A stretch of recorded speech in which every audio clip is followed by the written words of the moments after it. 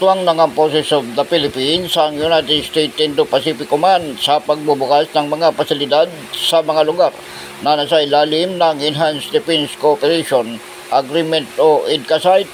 Ayon kay Defense Secretary Gilbert Teodoro Jr., alinsunod man ito sa direktiba ni Pangulong Ferdinand Marcos Jr. kagyat na yatid ang tulong sa mga apektado ng malawakang pag-ulan at pagbaha dulot ng habagat na pinaigting pamano ng lumabas na Bagyong Kusing.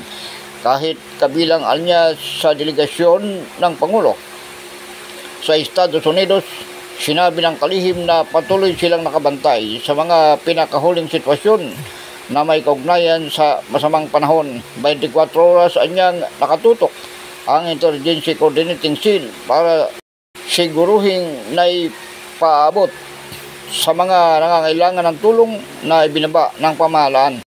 Binigyang din pa ni Teodoro bukod sa Amerika, nakipag-usap na din umano si Armed Forces Chief of Staff General Romeo Broward Jr. sa iba pang mga kaalyadong bansa gaya ng Japan bilang pagpapakita ng pagkakaisa sa pagtiyak ng kaligtasan ng lahat.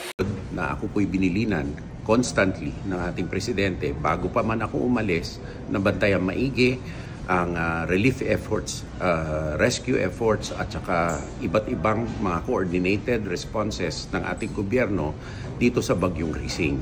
Ngayon po na nandito tayo, ako po'y kausap si General Bronner sa ating Armed Forces of the Philippines at i-coordinate din po niya ang mga kinakailangan na tulong sa US Indo-PACOM upang magamit po ang EDCA facilities at iba't ibang pang mga kagamitan na kinakailangan na katulong ng ating Armed Forces of the Philippines upang makaresponde sa ating mga kababayan.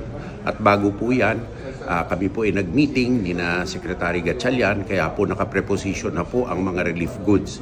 Ngunit ganun pa man, kahit na nandito po kami at nakikipag-usap, hinggil sa mga importanteng mga issue, kami po ay nakatutok bilang chairperson po ng NDRRMC at saka OCD sa ating Interagency Coordinating Cell kung saan 24/7 po na nakamonitor at sinusubukan po natin hindi lang po sagutin ang mga pangangailangan ng ating mga nasalanta kung hindi anticipate ang mga susunod pa na kinakailangan gawin. Umasa po kayo na 24/7 po nakatutok ang ating Pangulo. Ako si Edwin Moreno sa Kalawit News, una ka sa balita.